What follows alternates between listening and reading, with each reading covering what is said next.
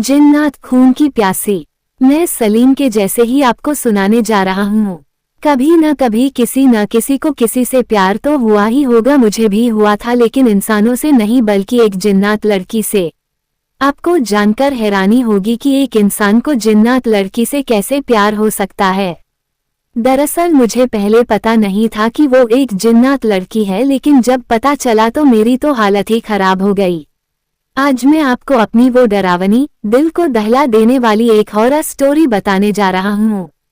दोस्तों, कहानी सुनने से पहले एक बार इतना जरूर चेक कर लीजिए कि कहीं आपकी भी गर्लफ्रेंड जिन्नात तो नहीं है। तो चलिए जिन्नात खून की प्यासी शुरू करते हैं। बात उन दिनों की है जब मैं कॉलेज में पढ़ाई करता था।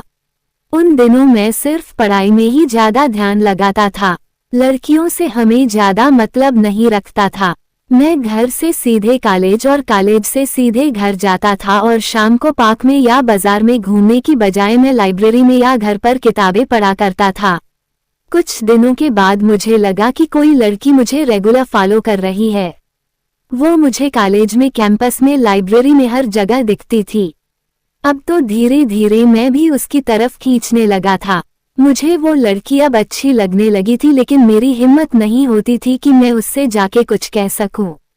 एक दिन मैं पहली बार अपनी क्लास को छोड़ करके कॉलेज के कैंपस में बैठा हुआ था, वो भी सुदूर एक कोने में जहां पूरा सन्नाटा था और वहां कोई आता जाता भी नहीं था।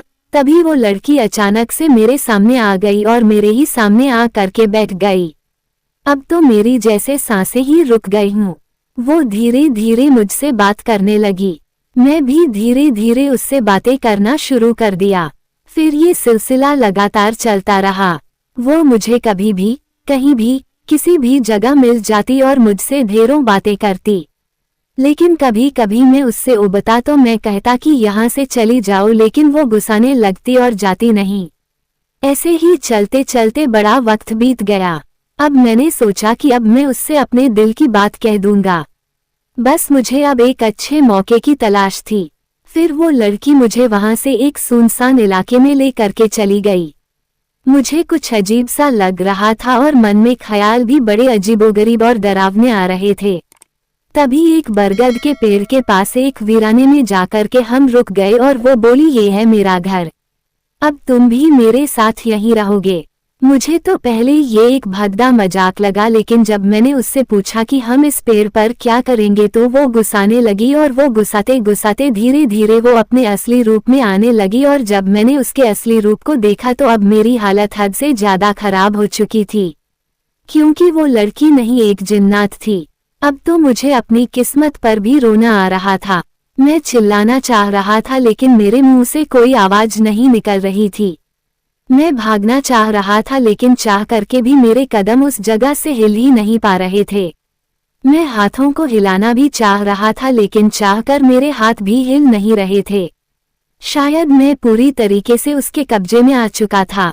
सारी मेरी कोशिशें बर्बाद होती जा रही थीं, और उसके बाद मेरे ऐसे चेहरे को देख करके उसने थोड़ी मेरे ऊपर दया की।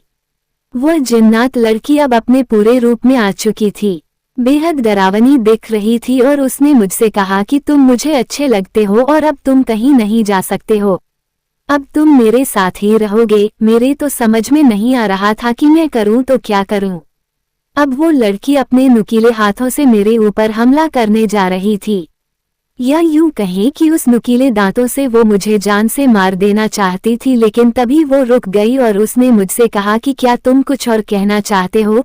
तो मैंने केवल हाथ जोड़ करके इतना कहा कि मुझे माफ कर दो, मैंने तुम्हारा क्या बिगाड़ा है, मुझे छोड़ दो। लेकिन वो केवल हंस रही थी और कुछ नहीं बोल रही थी।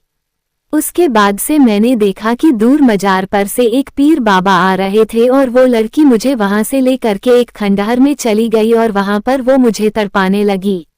मेरा सर बार बार इधर से उधर दीवारों पर लड़ रहा था। शायद ये आवाज बाबा तक पहुंच गई और वो धीरे धीरे उस कोठे नुमा खंडहर में पहुंच गए, और उन्होंने उस जिन्नात को अपने कब्जे में किया और मेरी जान बचाई।